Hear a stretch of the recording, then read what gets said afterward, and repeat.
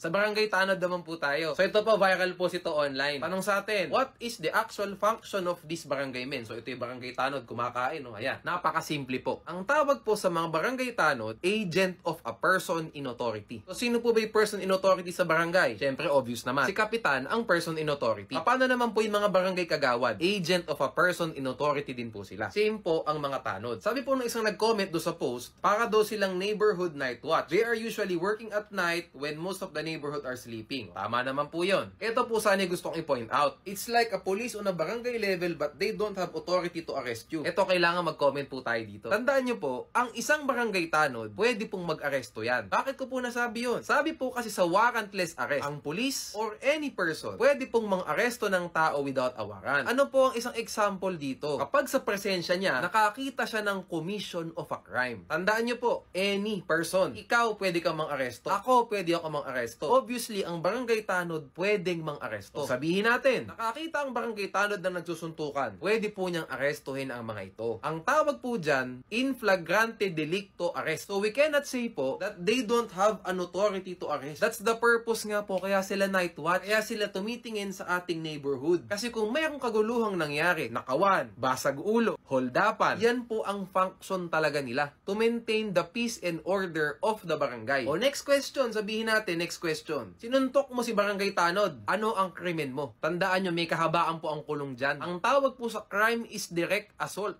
Pag nanakit ka ng isang agent of a person in authority, such as a barangay tanod, pwede kang makulong. Maximum 6 na taon po. So please po, irespeto natin ang barangay tanod. Kasi pag yan, sinuntok mo, aba, matindi magiging kulong mo dyan. O ito, may isa pang comment. Sabi, they get paid 1,500 pesos a month or depending on the barangay they belong to.